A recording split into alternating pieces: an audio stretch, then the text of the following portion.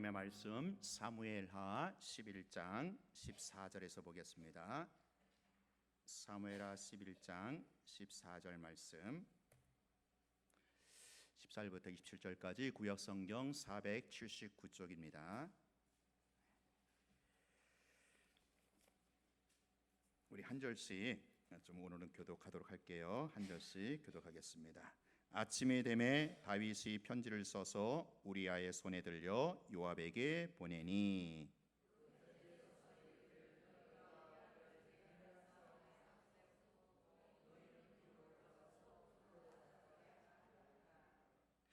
요압이 그 성을 살펴 용사들이 있는 것을 아는 그곳에 우리아를 두니,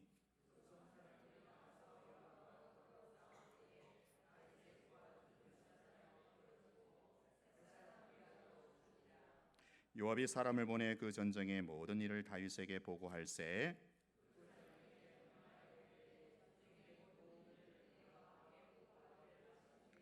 혹시 왕이 노하여 네게 말씀하기를 너희가 어찌하여 성에 그처럼 가까이 가서 싸웠느냐, 그들이 성 위에서 쏠 줄을 알지 못하였느냐.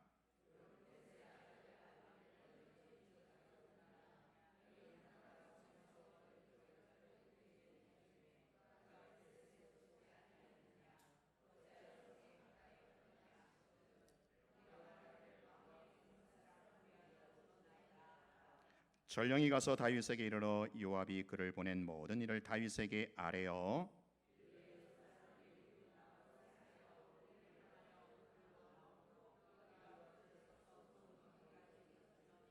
활 쏘는 자들이 성 위에서 왕의 부하들을 향하여 쏘매 왕의 부하 중 몇 사람이 죽고 왕의 종 햇사람 우리아도 죽었나이다 하니,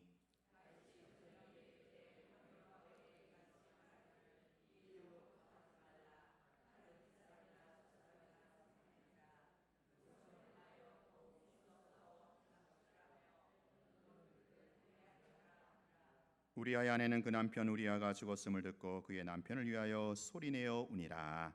그 장례를 마침에 다윗이 사람을 보내 그를 왕궁으로 데려오니 그가 그의 아내가 되어 그에게 아들을 낳으니라. 다윗이 행한 그 일이 여호와 보시기에 악하였더라. 아멘. 다윗과 밧세바의 로맨스가 아닌 스캔들이 계속 이어지고 있습니다. 지난 주일에 이어서 1편에 이어서 오늘 2편 이어집니다. 자, 우리아는 남의 속도 모르고 끝까지 장수로서 절개와 기백을 보여주고 있어요. 전시 상황에서 자기는 집에 들어가 한가롭게 아내와 함께 잘 수 없다는 것입니다. 다윗은 속이 터져 죽을 노릇이죠. 갖은 술수와 회유를 다 써봐도 충신 우리아의 양심을 꺾을 수가 없습니다. 비열한 방법으로 술까지 먹여보았지만 소용이 없어요. 마침내 다윗이 마지막 꺼낸 카드가 뭡니까? 우리아를 없애는 거예요. 우리아를 죽이는 겁니다. 우리아로 하여금 전쟁의 그 최전방 맨 앞에 배치시켜서 전사하게끔 만듭니다. 그래서 요압과 입을 맞추어서 이 다윗의 작전은 감쪽같이 성공하게 됩니다. 충신 우리아는 억울하게 희생을 당하는 셈이죠. 다윗은 자신의 죄를 은폐하기 위하여 또 완전 범죄를 성사시키기 위하여 무고한 생명의 피를 흘린 겁니다. 그것도 자기의 충신의 피를 말입니다.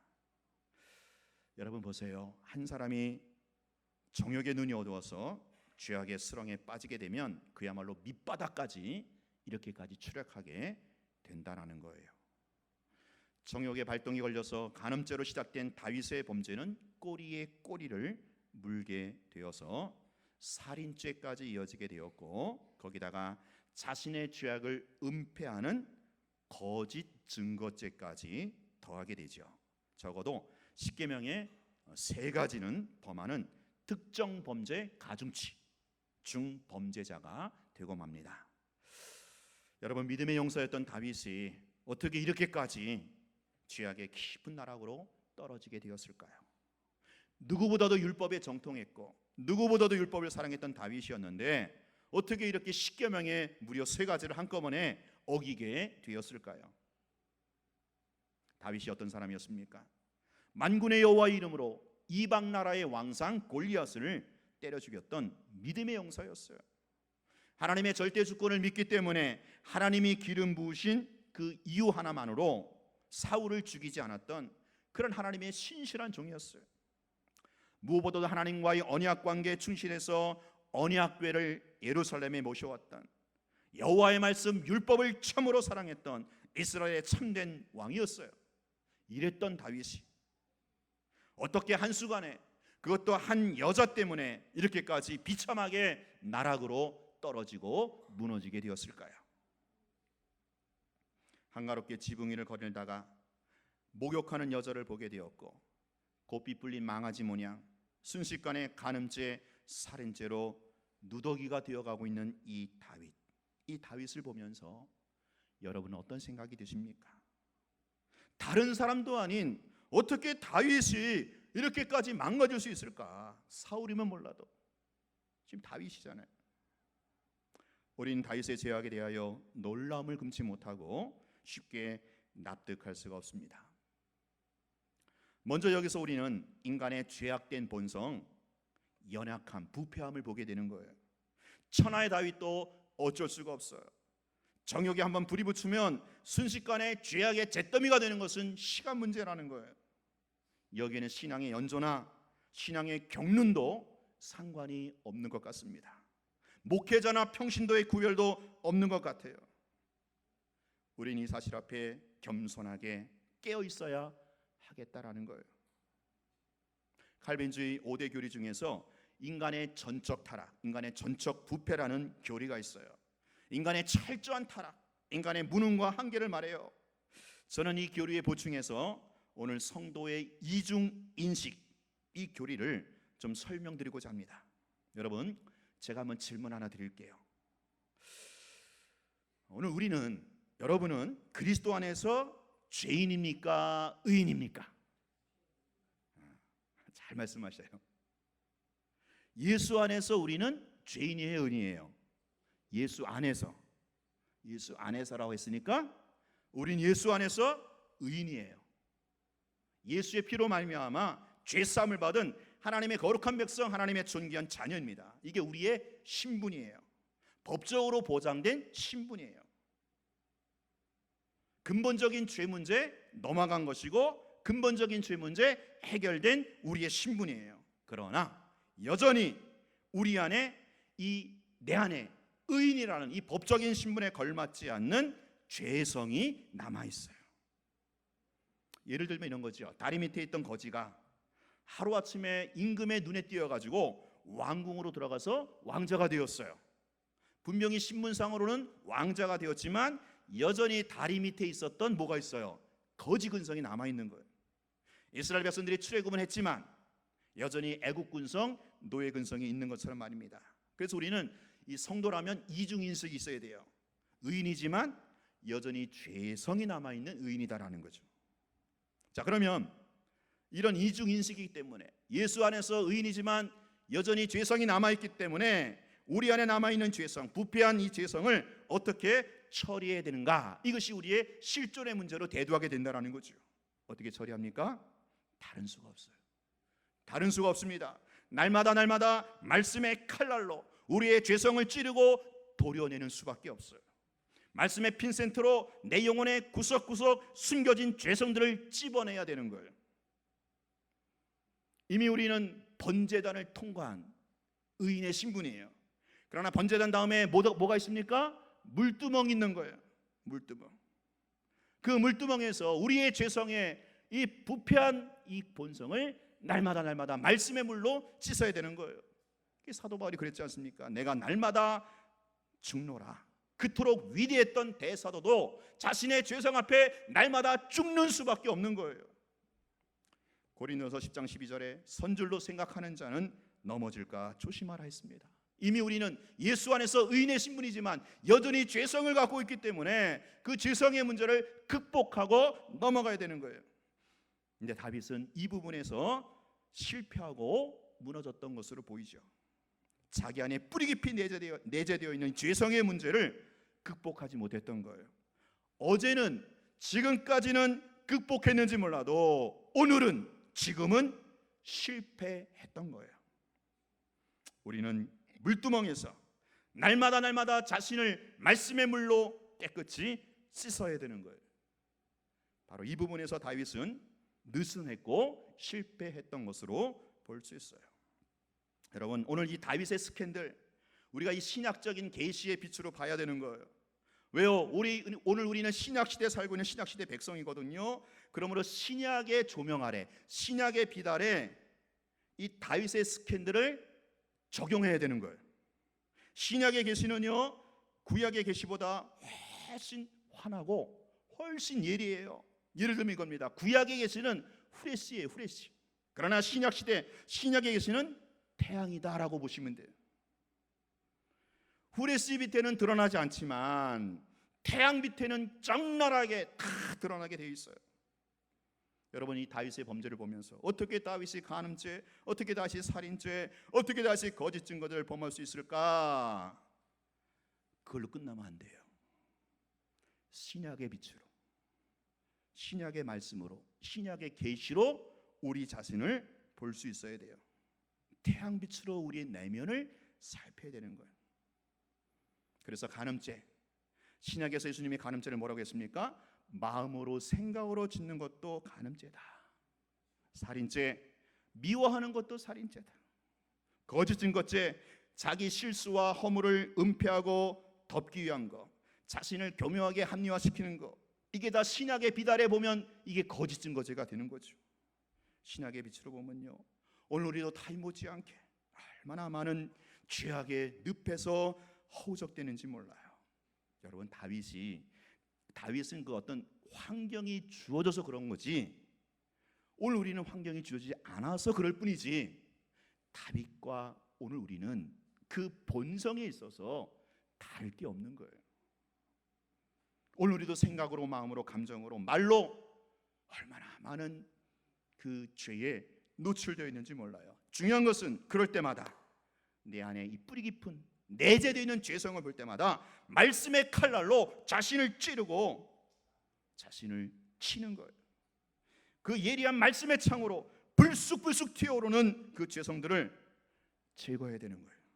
날마다 물두멍에서 말씀의 물로 자신의 손을 씻어야 되는 거예요. 그래서 사실은요, 예수를 믿으면 믿을수록, 하나님 앞에 가까이 가면 갈수록, 그리고 신앙의 연륜이 더하면 더할수록 내 안에 뿌리 깊이 내재되어 있는 그 자신의 죄성을 애통하며 아파하며 회개하게 되는 거예요. 그게 정상이에요. 그게 자연스러운 거예요. 그걸 가르쳐 성경은 성화라고 하죠. 성화.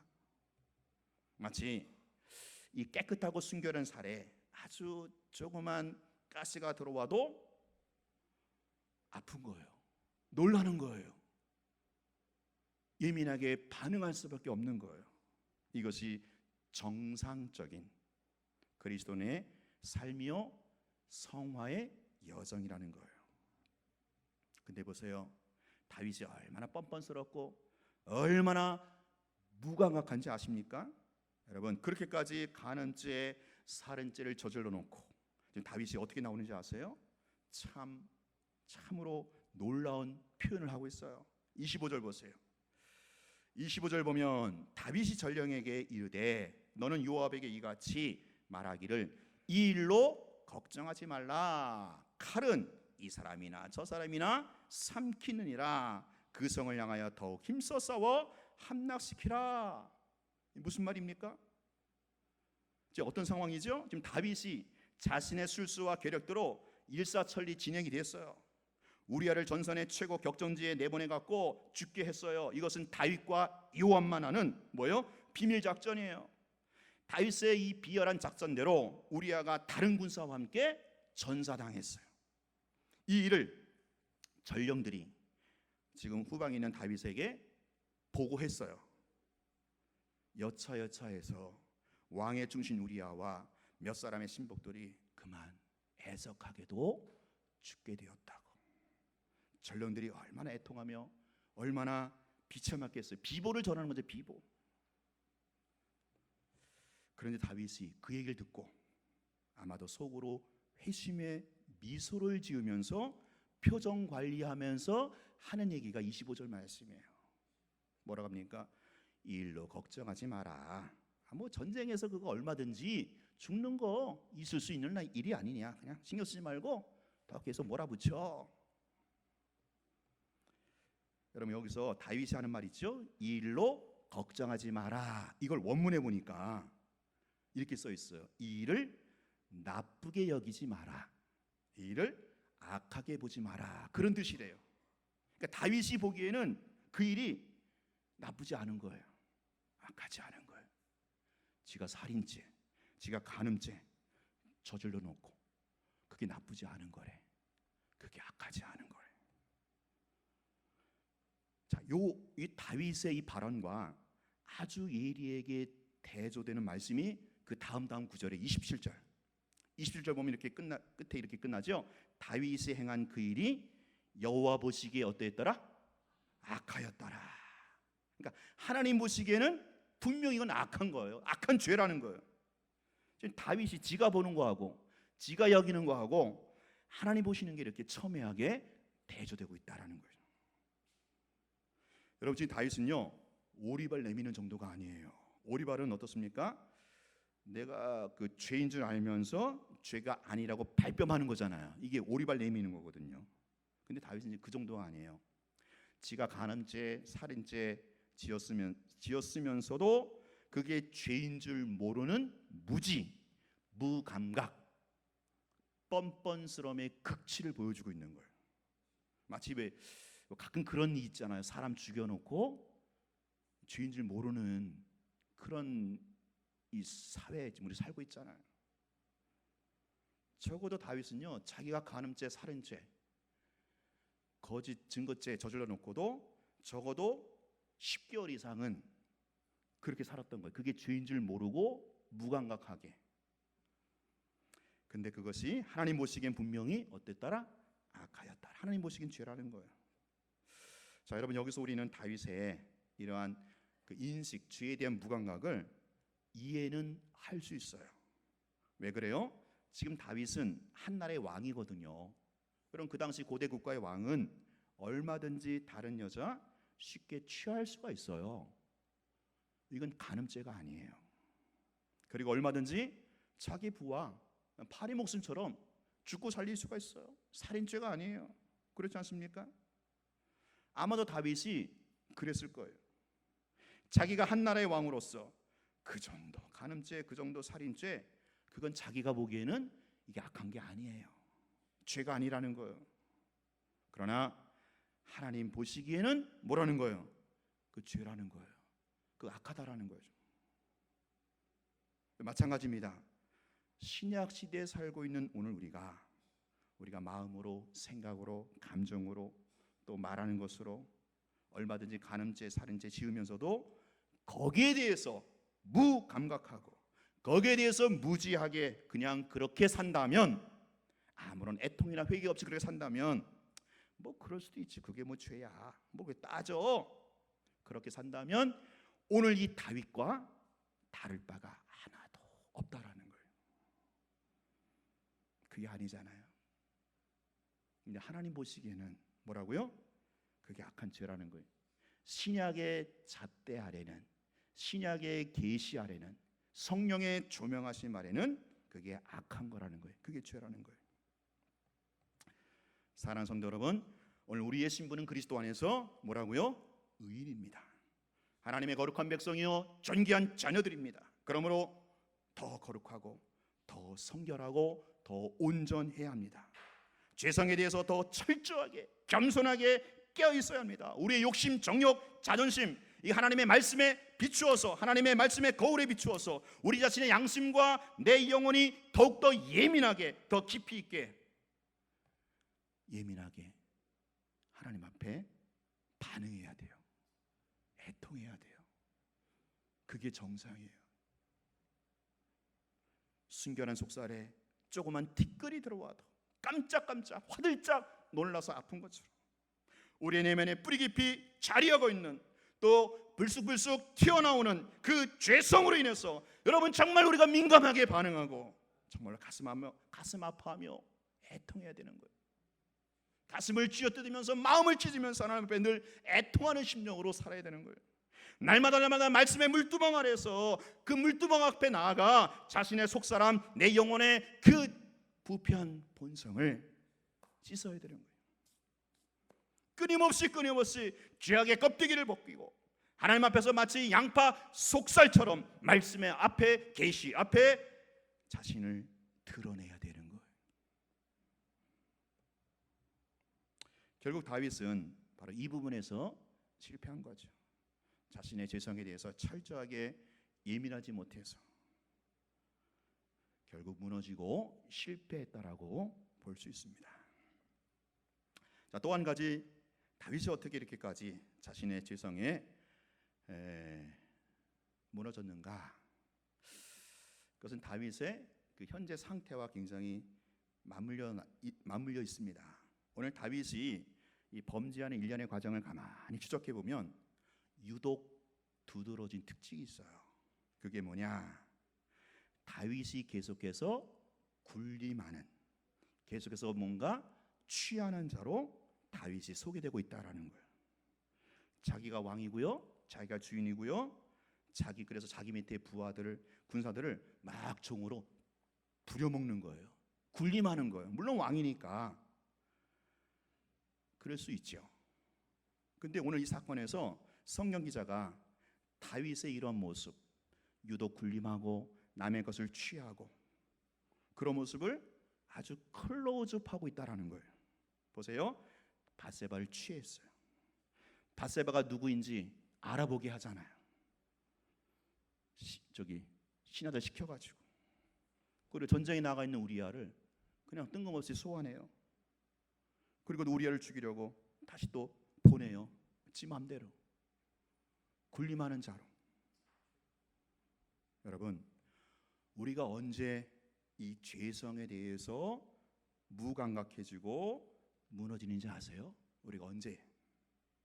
바로 다윗처럼 위에서 군림할 때, 지 마음대로 시키고 다른 사람 취하고 그런 자리에 있을 때 사실 우리가 이 죄성에 대해서 무감각한 자리로 떨어질 수 있다라는 거예요. 예민하지 못한 거예요. 군림하는 자에 있을 때, 남의 위에 있을 때, 다른 사람을 시키고 다른 사람을 취할 때, 다른 사람의 것을 취할 때, 참 위험한 자리예요. 정말 위험한 자리입니다. 제가 해보니까 그렇더라고요. 여러분, 아무래도 제가 참 옛날에 부목사일 때는 참 내가 제 스스로 굉장히 예민했어요. 입새에 있는 바람에도 반응할 정도의 그런 영성이었던 것 같은데, 담임 목사가 되고 보니까 옛날에 부목사 때 영성과 비하면은 많이 무뎌진 것 같아요. 왜 그럴까? 옛날 전 기도를 많이 안 해서 그런가? 아니, 기도는 더 하는 것 같은데, 말씀은 더 많이 읽는 것 같은데, 이거더라고요. 나도 모르게 군림하는 자, 취하는 자, 시키는 자, 이런 자리에 있다 보니까 나도 모르게 영성이 무뎌지는 거예요. 내 죄성에 대해서, 연약함에 대해서 예민하지가 못한 거예요. 오늘 다윗이 그러고 있어요. 여러분, 이스라엘의 왕은요, 하나님의 대리 통치자로서 섬기는 왕이어야 돼요. 이게 이스라엘 왕의 모델이에요. 그래서 예수님이 보이셨죠? 예수님 만왕의 왕, 이스라엘 왕으로서 이 땅에 섬기는 자로 오셨어요. 섬기는 자. 다윗도 백성들 앞에서 군림하는, 신하들 앞에서 군림하는, 백성들의 것을 신하들 것을 취하는 그런 자가 아니라, 오늘 다윗이 정말 이스라엘 왕이라면 그는 오히려 섬기고 군림하는 자가 아니라 섬기는 자로, 그리고 남의 것을 취하는 자가 아니라 자기 것을 나누어주는 그런 왕이 되어야만 했다라는 거죠. 사랑하는 성도 여러분, 그 여러분께 적용합니다. 여러분, 섬기는 자가 되기보다는, 섬김을 받는 자가 되기보다는 오히려 섬기는 자가 되세요. 그게 내 영성에 좋아요. 여러분, 취하는 자가 되기보다는 나누어주는 자가 되세요. 그게 훨씬 내 영혼이 윤택해지는 길이에요. 남에 의해서 군림하는 주인이 아니고 오히려 차라리 굴림 당하기를 즐겨하는 종이 되기를 자처해 보세요. 그게 오히려 내 영성에 도움이 되는 자리예요. 사랑하는 성도 여러분, 오늘 다윗의 스캔들, 말 그대로 단순하게 남의 얘기로만 듣지 마세요. 나하고는 상관이 없는 그저 뭐 이렇게 연예인들의 스캔들을 여기지 마세요. 신약의 계시 아래서 예수님이 말씀하신 그 잣대를 가지고 오늘 우리의 죄성과 연약함에 대해서 더 철저하게 예민하게 깨어 있기를 바래요. 내가 보기엔 괜찮은데 이거 아무것도 아닌데 뭐 그래 뭐 이렇게 유별 떨어 그러지 마시고, 내가 보기에 내가 생각하기 아니고 누가 보시기에? 하나님이 보시기에 신약의 계시 아래서 내 안에 탄식하시는 성령의 조명 아래서 우리의 심장과 폐부를 감찰하시고 우리의 중심과 마음을 절대에 달아보시는 그 하나님의 불꽃 같은 눈동자 앞에서 오늘 우리 자신의 연약함과 무능과 한계, 부패한 이 죄성을 인하여 날마다 민감하게 예민하게 애통하며 계속해서 말씀의 칼로 내 자신을 찌르고 자신을 처복종시켜 나가시기를 바라요. 다른 사람 앞에 군림하거나 다른 사람의 것 취하는 그 자리에 서지 마시고 차라리 내가 섬기는 자로, 차라리 내가 종의 자리로 그 자리 견지하시고 지켜내시기 바라요. 그것이 여전히 예수 안에서 의인이지만 이 부패한 죄성과 연약함을 극복하고 오늘도 하나님의 거룩과 온전을 향해서 한 걸음 한 걸음 내딛는 거룩한 족적을 남기는 그리스도인의 정상적인 삶이 될 줄로 믿습니다. 우리가 한번 기도합시다. 함께 기도할 때에 하나님, 내 자신의 죄성과 연약함에 대해서 날마다 성령의 조명 아래 신약의 빛 아래 민감하고 애통하게 반응할 수 있게 하여 주시옵소서. 오늘부터 시작되는 청소년부, 청년부 수련회 가운데 하나님의 거룩과 성결의 은혜가 임하여 주셔서 하나님의 나라를 보게 하여 주시고 영원한 하나님의 나라에 저들의 인생을 투자하고 헌신하는 결단하는 은혜가 있게 하여 주시옵소서. 하나님, 마지막으로 한일 관계 이 아버지여 위기가 오히려 전화위복의 계기가 되게 하여 주시옵소서. 오냐가 다시 한번 기술과 하나님이여 이 나라의 경쟁력을 회복하는, 그래서 마지막 때에 열방을 향하여 선교하는 국가로 설 수 있도록 대한민국을 붙들어 주시고 대한민국을 축복하여 주시옵소서. 우리 다 함께 주여 한번 외쳐부르고 기도하겠습니다. 주여.